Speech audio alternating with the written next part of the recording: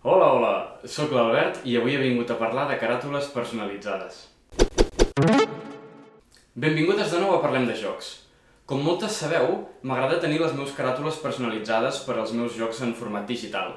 De manera que, si un joc m'agrada molt i no el tinc en format físic, també en tinc la caixa perquè així quan miro els meus jocs veig que estan allà. Avui us ensenyaré unes quantes caràtules personalitzades que encara no us he ensenyat, així com també us mostraré una mica per sobre com és el procés de creació d'aquestes caràtules. Com heu vist en els meus altres vídeos, jo em solo fer caràtules personalitzades.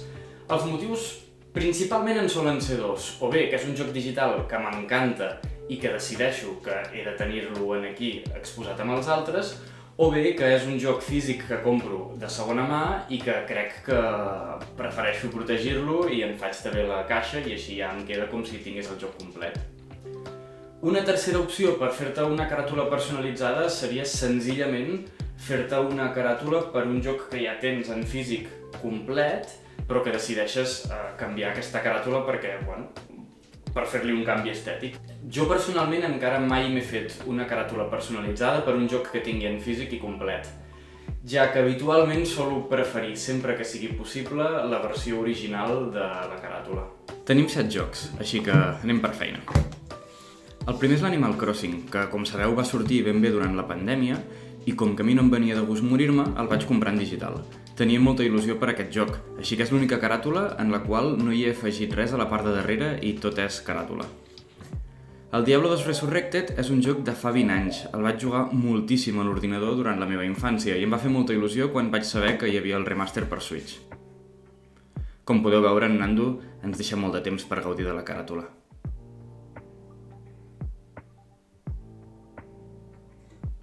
El Final Fantasy Crystal Chronicles és un joc que en el seu moment a la GameCube em va encantar, però la veritat és que amb el remaster de Switch m'he quedat més aviat fred i no l'he gaudit massa. Em vaig fer la caràtula abans de que sortís, però ara no me la faria.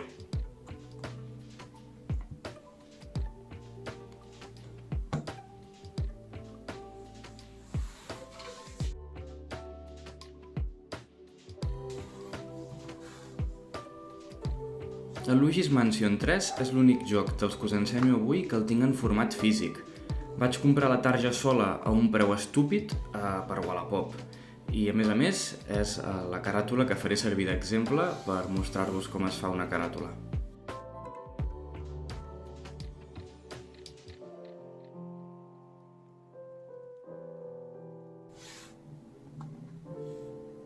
El Moonlighter és un dungeon crawler on es barreja el gameplay tipus Zelda amb la gestió d'una botiga. L'estil artístic és brutal, el joc és molt divertit i us el recomano moltíssim. A més, els desenvolupadors, Digital Sun, són uns valencians.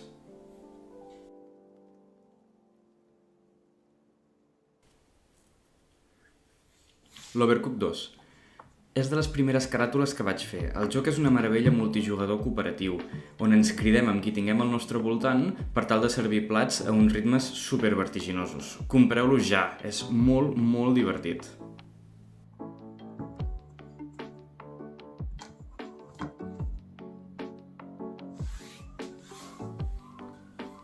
El River City Girls és un beat'em up en pixel art.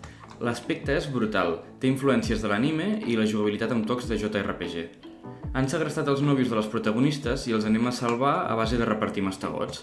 El mode cooperatiu és molt divertit.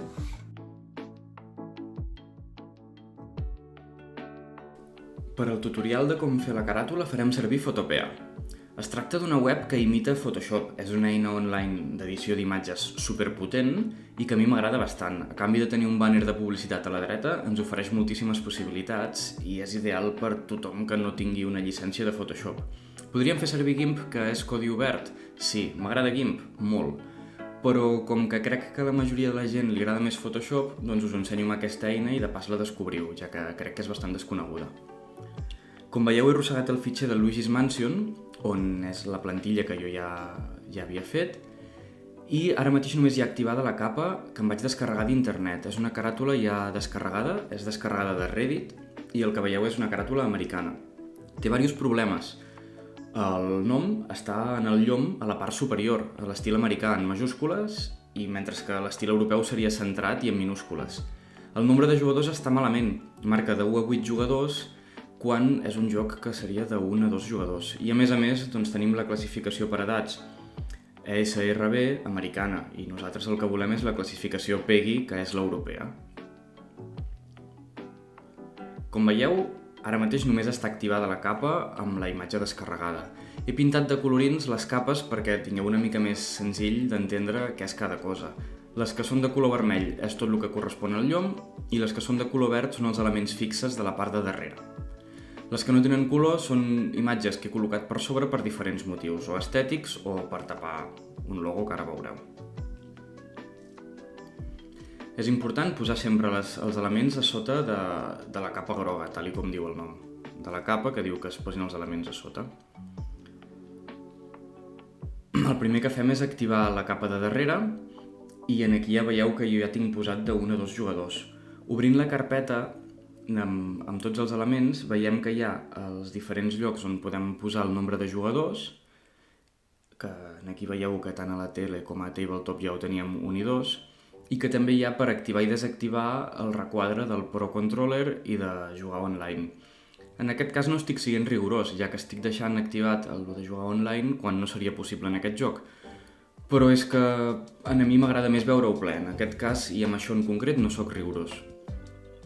La classificació ESRB és la que no volem, així que l'esborrem i activarem la classificació PEGI. Aquí veureu que no estic fent servir el botó PEGI 7 habitual, sinó que en vaig fer una còpia.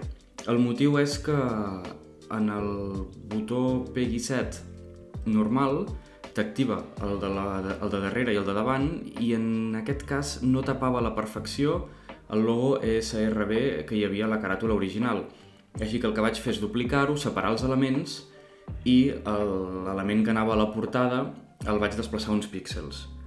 Vaig fer-ho així per separat perquè si desplaço uns píxels l'element de PEGI 7 que ja em ve amb la plantilla se me mouria i quedaria desplaçat a la part de darrere. Com podeu veure és superfàcil i en una caràtula normal que us feu per vosaltres activeu la classificació PEGI que voleu i ja s'us queda posicionat tant a davant com a darrere de manera predeterminada. En aquest cas hem fet això perquè havíem de tapar l'element que teníem a la caràtula original. Aquí he posat aquest parell d'elements que són per fer maco, per omplir el buit. El logo de Next Level habitualment jo el posaria davant, però en aquest cas per l'esquema de colors no quedava gaire bé i em va fer bastanta mandra buscar un logo en positiu o en negatiu. I com que per la forma horitzontal que té vaig veure que omplia i que quedava bastant bé allà darrere, doncs el vaig acabar posant en allà, però la majoria de jocs el deixo a la portada.